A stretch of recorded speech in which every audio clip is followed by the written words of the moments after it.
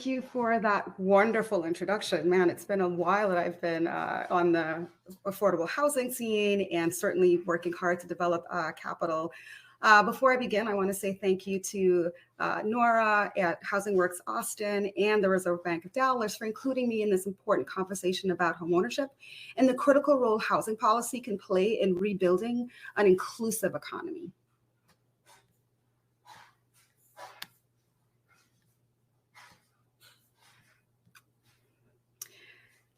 So let's just start by acknowledging that we are facing a series of deeply uneven trends that's challenging our efforts to not only scale a sustained economic recovery, but to make that recovery fully inclusive. Thanks to the folks at Opportunity Insights, we have access to a platform of cross-cutting real-time data. These data make one point painfully obvious. Low-wage workers are lagging far behind high-income earners. We're yet to cover, according to these dynamics, just over 25% of the jobs lost since the onset of the pandemic. And this swoosh-shaped recovery, it's really trapped low-income homeowners in a deep recession. The levels of underemployment are truly consistent, not only because they're high, but because they're quite persistent. 4.4 million people, as of the new report this morning, reported working fewer hours, and they're doing so involuntarily because they're unable to find full-time jobs for numerous reasons. Women continue this troubling trend of leaving the workforce. Roughly 310,000 women left the workforce in September alone. Now, I like to take a different cut of some of these data. Thanks to the household pulse data, we're able to layer on family dynamics alongside race, not only to understand how different households are ranging or faring, but to get a sense of how effective income supports like the child tax credit is operating in these different contexts. And here, too, there are red flags. Households with children are more likely to report a payment delinquency, 6.3% compared to families without children. Keeping up with mortgages for larger families is increasingly difficult as those families go from 1 to 2 up to 4 and 5 members in the household. 4-person households, for example, were more likely to fall behind on payments, about 5.9% compared to smaller household settings. So I think it's important that we not only just see workers or see homeowners as workers, but see them as parents, see them as caretakers, and see them as people who are struggling to keep up. So I ask a basic question. How do they survive? Like, what resources do these distressed homeowners draw on to cope? According to the Census Household Pulse survey here, they rely on an array of supports. In social networks, tops the list. 15% say during these difficult times, they turn to community and family networks as part of their coping system. For loans, for intangible exchanges of childcare and others to ride through the rough times. Importantly, though, I'd like to point that credit card spending ranks near the bottom. We like to, I think, advance a lot of different theories on how people use loans and other sorts of debt payments to smooth consumption. But here, either they're at their max or they're just simply not relying on other resources, especially the SNAPs and child tax credit payments to help smooth consumption. Low credit card spending here likely, to me, reflects some broader patterns of credit tightening. We know credit card companies really early on started to rein in limits. So some of that fear of balance sheet risk or drawbacks is kind of showing up here. But it also suggests that some of these families are quite near their limits here. And I'd like to point or bring attention to where SNAP and the child tax credit payments rank in relative to regular income. These data demonstrate that these payments are critically important to their survival and their ability to pay for their basic subsistence. Fully 25% of them say they use a combination of SNAP and the child tax credit to pay for basic needs. SNAP is 1.6% higher than CTC reliance. And that indicates that a fair amount of these families are not only struggling with mortgage payments, but are likely facing considerable food insecurity as well. Lastly, I'll point out that these homeowners continue to draw on savings cushions and or draw down on retirement funds to finance their subsistence funds. Now, the stimulus payments are far from the only tremendously effective policy tool we've deployed to help American families cope. I think the compassion embedded in the comprehensiveness of the CARES Act, for the forbearance program in particular, it put a wedge right between distressed homeowners and this disastrous economic freefall that thankfully didn't happen. Foreclosures that never materialize, in my view, is a huge part of the success story here. In 2020, according to Adam, we saw 93% fewer foreclosures than we did in the Great Recession, which between 2007 and 2010, that three-year period, nearly 3.8 million homeowners faced foreclosure proceedings. They lost their homes. Safe to say, until now, we've averted a mass foreclosure crisis. What remains to be seen is, are we in this period of a calm before the storm? It's important to take note of what happened in the past. We know that even prime credit score prime borrowers, they suffered long-term scarring in terms of their ability to interact with the broader credit market and really sort of regain their footing and foothold on homeownership. 15% of them suffered permanent lowered credit scores as a result of foreclosure. So the protective measures, I think, that were embedded in the CARES Act, not only around the forbearance and sort of low barriers and in terms of access to entry, but really protecting and preserving the credit reports. So active enrollment in federal forbearance programs is now concluded. While the vast majority of homeowners have exited forbearance payment deferrals, according to Black Knight's latest report, 1.4 million people are still currently shielded. But Zillow's shows that between August and December 2021, the end of the year, more than 1 million plans are due to expire. To me, the real concern here is the financial condition of this remaining cohort. They're not in great financial health. We know that a lot of them are jobless. They've missed nearly a year in payments. They have high LTV ratios and quite weak credit scores. This risk profile becomes pretty toxic, right, when you start to interact with tight credit conditions, and most of them are not optimistic about finding a good paying job. So I want to talk about landlords for a second.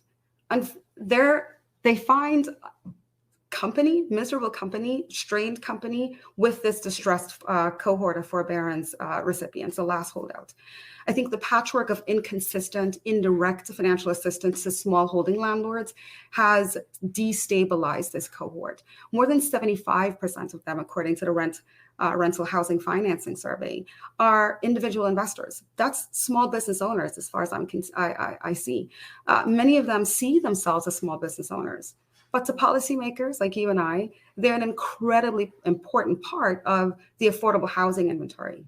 According to a survey report from Harvard and the University of Pennsylvania, which sort of went across 10 cities documenting these coping strategies that landlords are using to shore up these rent rolls that really have been, that really could have caved in, they showed that 30% of landlords surveyed, a majority of them small landlords owning these sort of 2 to 4 unit properties, were actively pursuing steps to sell their properties, after absorbing decreases in rent revenue ranging anywhere from 50 to 70%.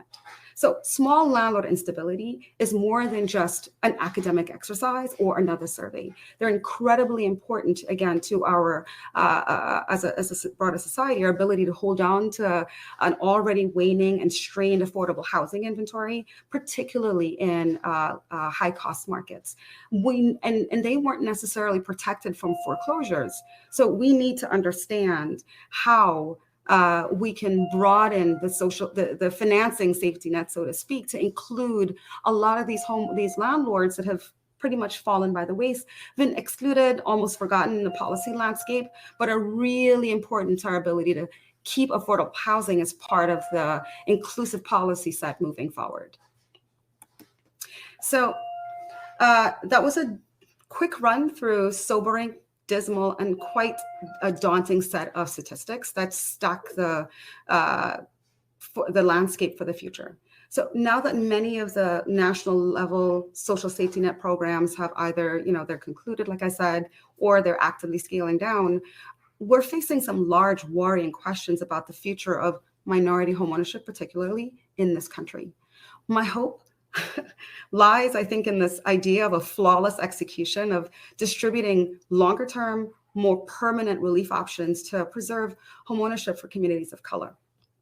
I think we've seen some fantastic efforts, starting with the agencies HUD and the Federal Housing Finance Administration have demonstrated considerable agility in their response to the remaining soft spots. The diversity alone in FHA's loan modifications show that HUD's leadership, they get it. They understand that distressed homeowners are likely to be experiencing not just joblessness, but underemployment for the foreseeable future. So a combination of these loan modifications that not only reduce interest rates, but they include options to safely and responsibly, but also for the long term, reduce this monthly mortgage carry so that they have some breathing room to catch up and to continue to provide for their families, but also to retain that prize possession of my home.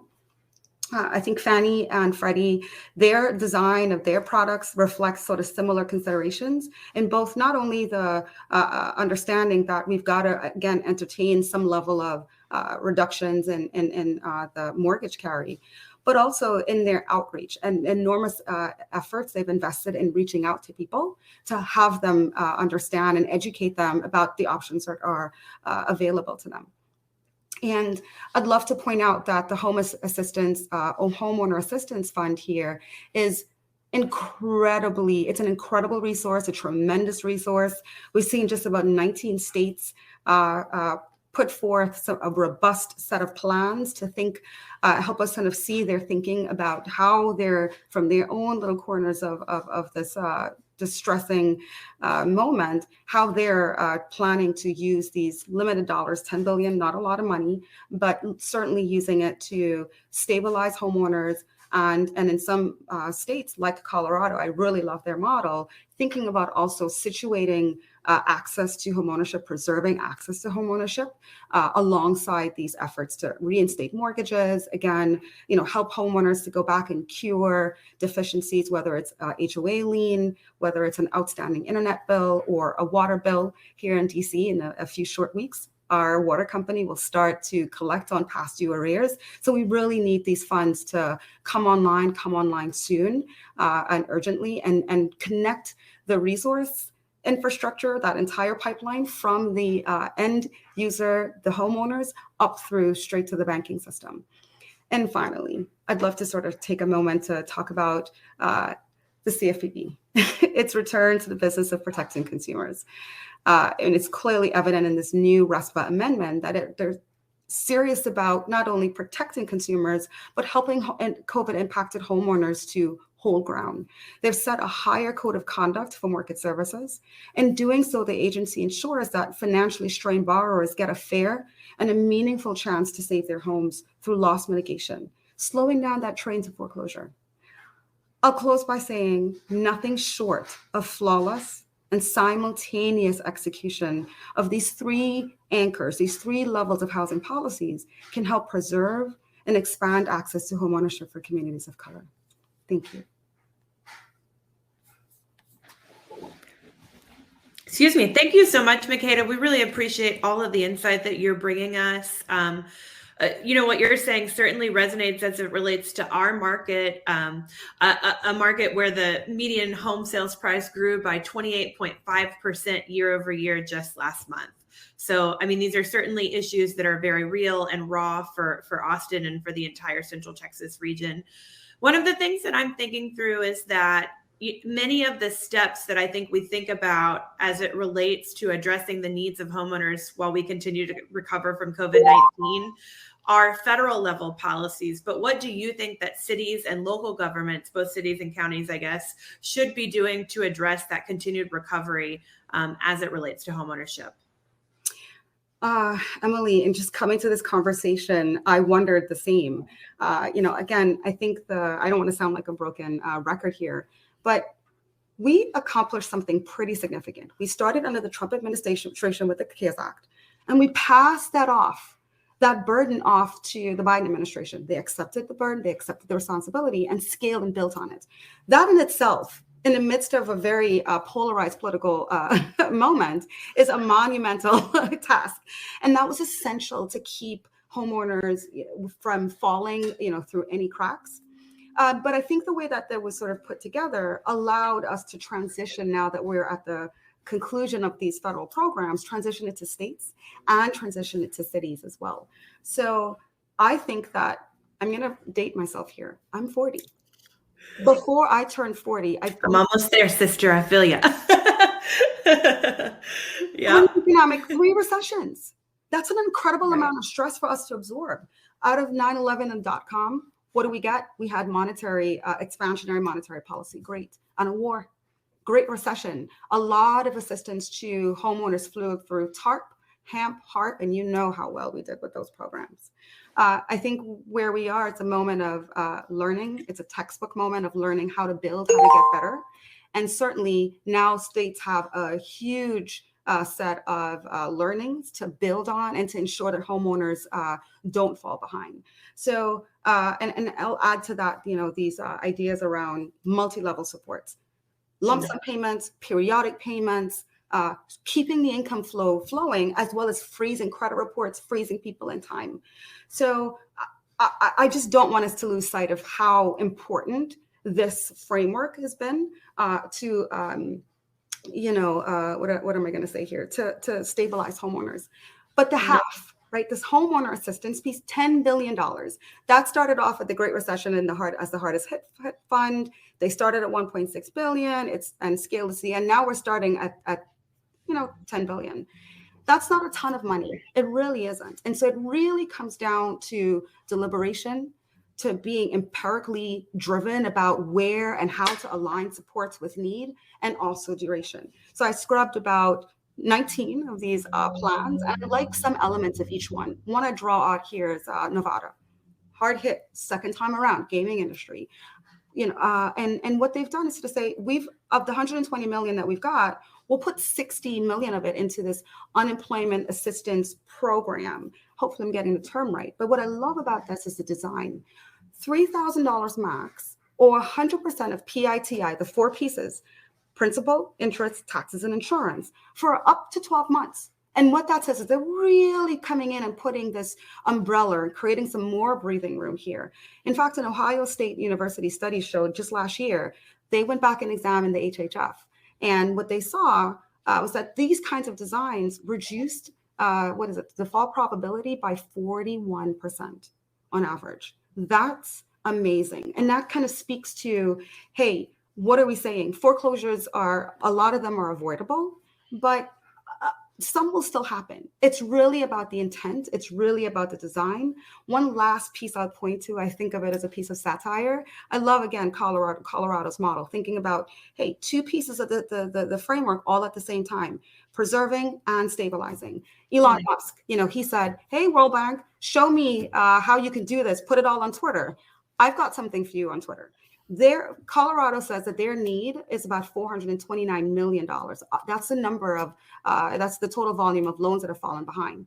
But they only get 175 million out of the half funds. So of the 253 that's left, that's about 206,000 of Elon Musk's Tesla stock as of this morning, right?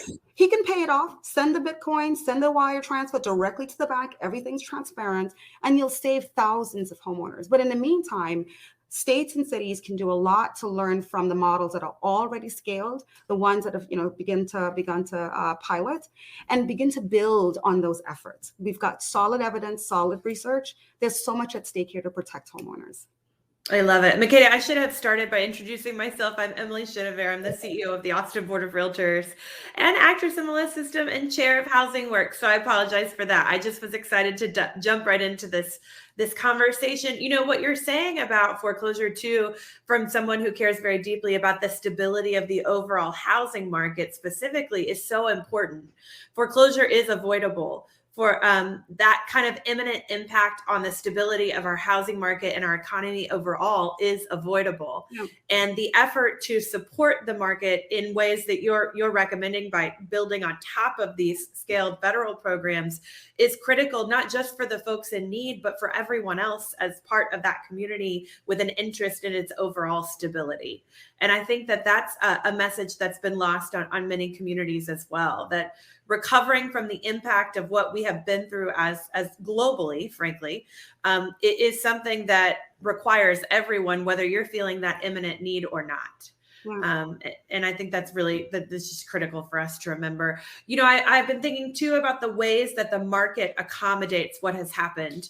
And it makes me think of a new prop tech company that I ran into called Landis, who works with potential homeowners, allows them to purchase the house of their dreams, and then allows them a lease back for the period of time that they work through credit counseling to correct their credit problems that might have occurred through the course of the pandemic or otherwise, and allows them to step into homeownership at a pace that accommodates the needs that they have to recuperate their credit overall.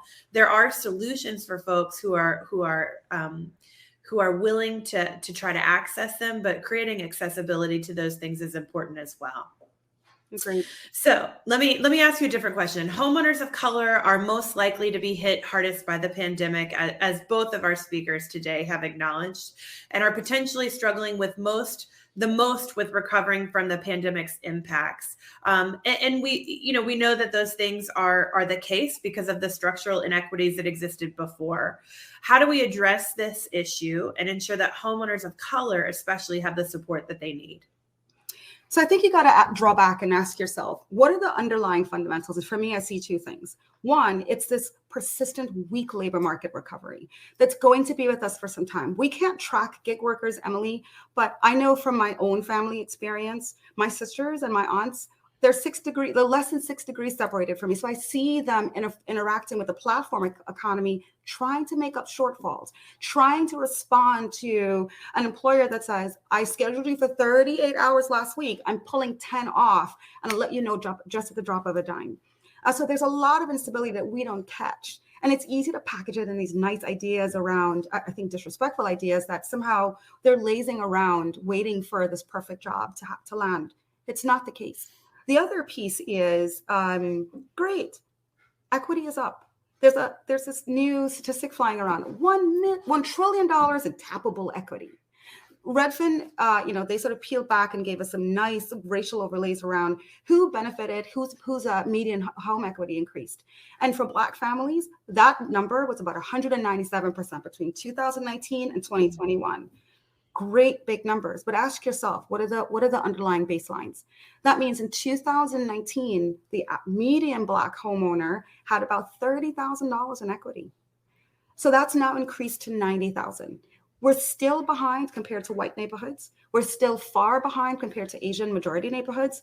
But let's just talk about the transaction. If I were to sell my home, that's on average a $20,000 transaction. So it's not, I think it's not a straightforward connection between tappable equity and how this really sort of, plays out. So I love this idea of the prop tech. But I want to point to something just so much more basic around here. We've done a lot of work. I pointed to in that presentation at the FHA level, before that at the federal government level, at all of these different streams to give homeowners relief. But theoretically, it's on paper. And so if we don't provide the resources to connect homeowners through the pipeline, straight through the pipeline, from the call to when the ink dries on a loan modification, we have not done our job. And obviously, we're not going to see great effects. So I think what we're missing here is this huge network of housing counselors, a huge network of them. We can't think of funding them as an afterthought. They are incredibly important to the distribution infrastructure. How do we get borrowers educated? They're extremely strained. You're asking them to take up a bill. God knows when was the last time they saw that. Sort through all the other bills that they've seen. I mean, think about the emotion and psychology here and figure out, do I have an FHA loan that's covered or was covered by forbearance? Or is it not covered because it's privately portfolioed? So there's too much responsibility on homeowners to sort through the compendium of resources. I think we need to understand how to think about resourcing their capacity and, their ability. I'll close by, sort of thinking about, we move a lot of money, Emily, when it comes to elections. People go door-to-door campaigning. I'd love to see my Mikasa at my front door campaigning at the farmers market where people go to find the cheapest foods these days, at the supermarket saying, here are the options. Are you in forbearance? Do you know what it is? Here's a loan mod if you've been distressed. They have such a long legacy, a deep legacy of connecting. They're trusted. But they also need to be connected to the mortgage servicer community with community liaisons that help them to say, I can direct you. And having them in play helps us to connect them from end to end. So all of the money that JP Morgan Chase and Bank of America are putting out on the street for closing the wealth gap, some of that could easily be diverted to some of these, low-hanging fruit. So the philanthropic organization, not just cities alone, they have a role to play here in funding the distribution and executing the dosage to these treatment effects. Yeah, I mean, you're speaking to the overall complexity of the program. And even as we saw Frank Dodd Act passed and the CFPB created in an effort for consumer protection, and then the forms that came out of that bureau are so complex that nobody can access them anyway. So it's it makes perfect sense to me that part of our obligation as a community is to find partners that reduce the barriers to accessing the funds that have been made available for the people who need them. And certainly we have to look to raise up those institutions that do that well and have those established relationships so that we're working through the channels that exist today, not recreating the wheel every time the dollar comes through. Thank you so much for those comments. But can I just one more point to that response? Of course. As a public scholar, as a public researcher, these issues are near and dear to my heart. When I drive through my neighborhood, I can see tent after tent after tent. The anecdotal evidence is pretty strong that we're about to face a homeless crisis on top of evictions, on top of everything else that we're dealing with. I cannot access affordable data. In order for us to keep a temperature as to what the needs are of our communities of color, we have to have timely, affordable access to relevant data points. So I pointed out Opportunity Insights because there's so many organizations who have been doing this good work, but a lot of them are, not thinking about the ultimate consumers, and cutting county data is great. But literally, we need this down at the granular neighborhood level. So we really need to think of this as a different effort that also needs care and attention as well. Data is my jam as somebody who runs the multiple listing service. And I can say that we're proud partners in providing housing data to Housing Works so that they're able to prepare annual report cards on the overall affordability of the city by district and at a granular level, to your point, so that we can compare apples to apples where we are now and where we've been. It is very important context that the whole community deserves to have access to so that they understand the problem that we're diagnosing. Mm-hmm. So during the pandemic, as many households lost their source of income, housing sales and prices have jumped substantially. As I spoke to just a bit ago, nearly 30% jump in our median home price across the region here in Central Texas alone. What impact does this type of increase in the cost of housing have on first-time and new home buyers? And how do we continue to address that at a market level? That's a big question. Yeah, it's the one I think about every day, Makada. So tell me what I should be doing. What are we doing? 37,000 increase in just a year. I looked at Zillow's numbers for Detroit. It's happening everywhere in all major cities. So it's not just isolated to some parts of the country. Detroit alone saw a 39% increase in house appreciation. My goodness. So on the one hand, do people ask, this is a really incredible, catastrophic pandemic that's led to disastrous job losses. And in that context, home prices have increased. So what's the disconnect? There's some policy note that I keep pointing to that came out of the board that showed, because we were so good at executing forbearance, because we were so good, not everybody got the coverage, but we were really good at doing it, enough so that we did not add to the supply of housing, not on any level of the pricing spectrum. So before the pandemic, of course, we had strained housing inventory, affordable housing issues, et cetera. So in not having, in averting this crisis, I think we inadvertently added to, something else that now is meeting the shoulders of first-time home buyers and, people who are getting back. So I think it's important to kind of think about all of these as they sort of move together. And I feel like we've got some good starts. I like the First-Time Home Buyers Act of 2021.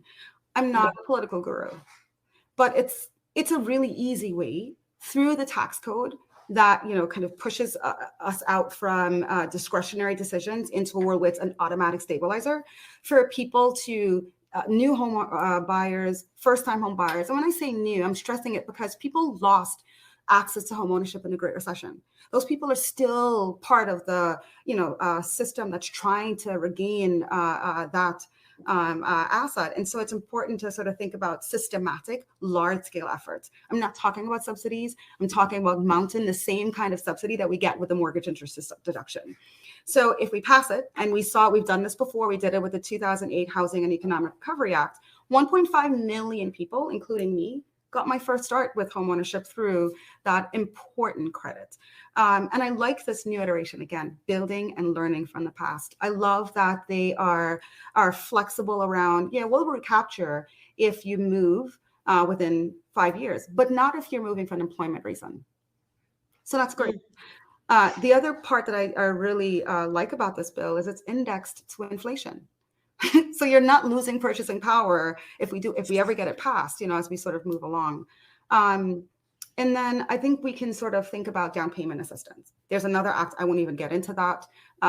But there's so much more direct work we can do at the state and the city level and with our banks. But usually the HAF fund is what I think of when I see this, place where cities with stressed budgets can use HAF funds like the Colorado model, right, to mount a response to our threat of losing, our access to homeownership. What else? I'll say special credit. Let me make a comment and ask a question related to the first-time home buyer credit, because one of the things that I think about as somebody who studies the market quite a bit is that creates this artificial drive directly back into the market, and that drive is so aggressive already today with the existing buyer demand and lack of housing supply, as you talked about, which existed pre-pandemic and certainly exists today. How does that balance out the market, or does it just oversaturate the buying power again? I don't think it oversaturates the buying power. I mean, I think these groups are so stressed with other barriers. We talked about joblessness, but let's talk about student loan debt.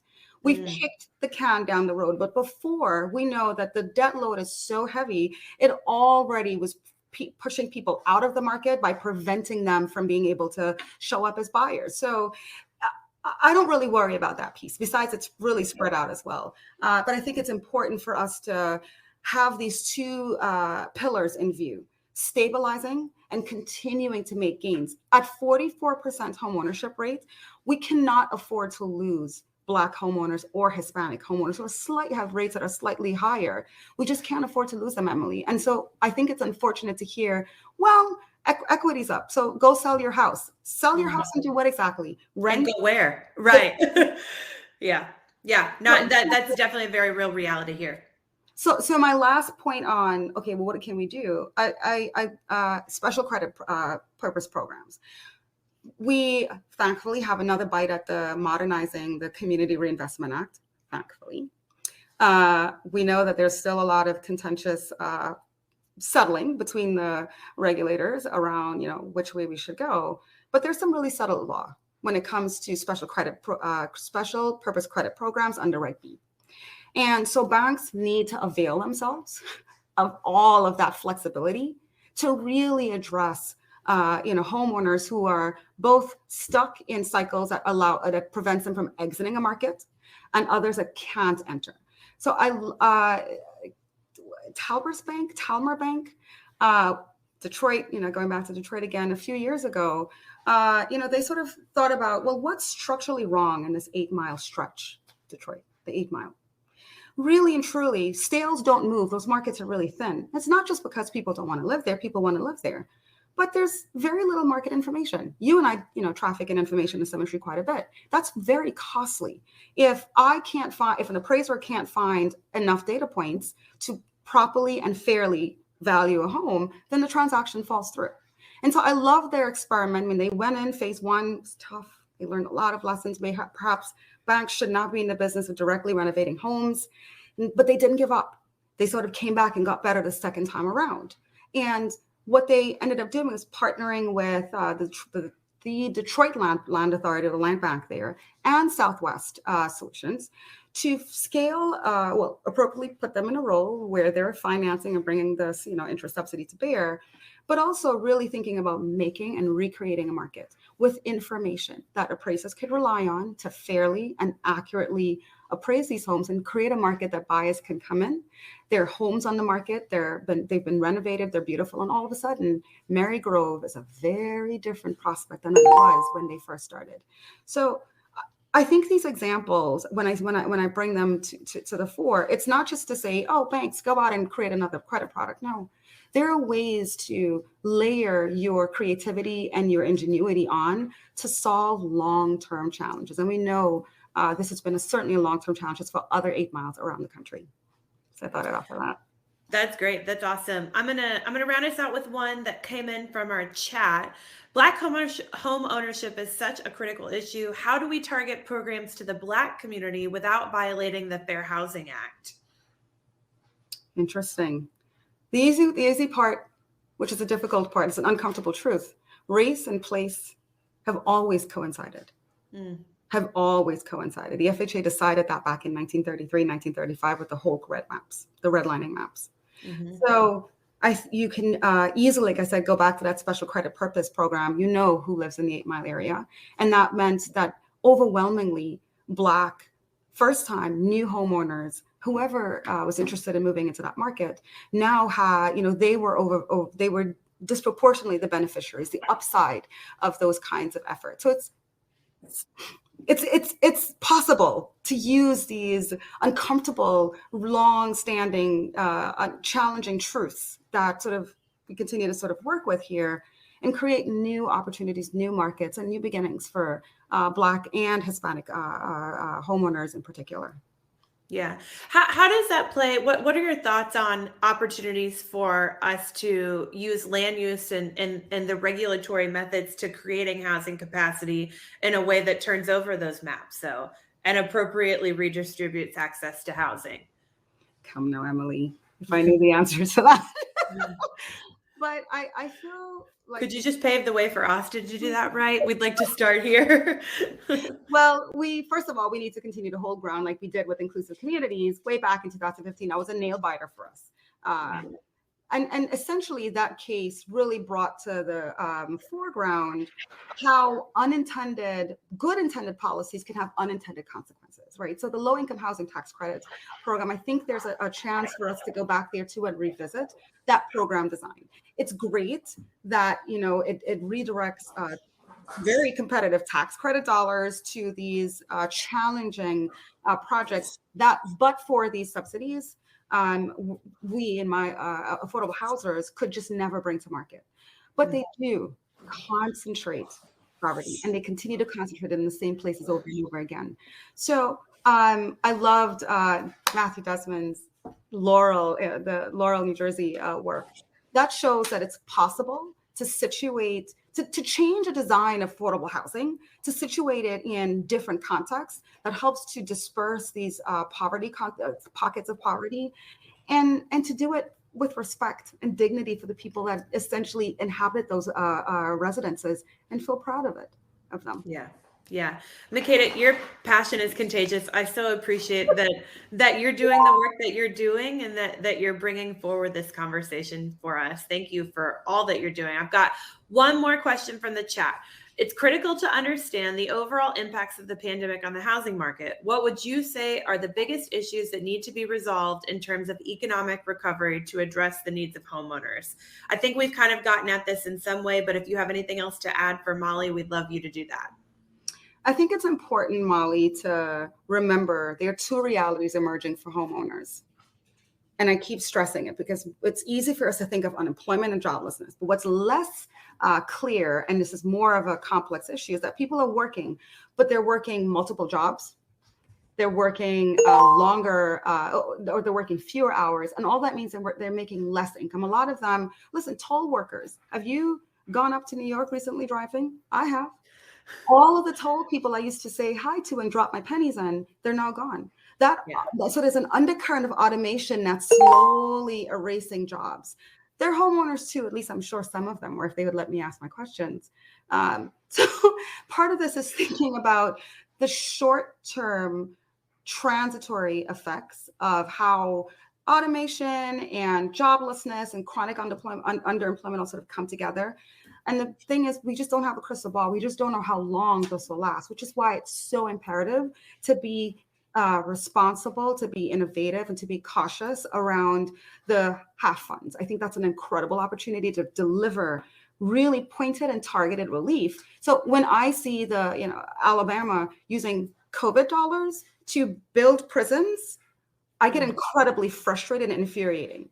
And knowing that that's one of the states where Black homeownership is the lowest. So there's so much we can do. We've created a new wheel.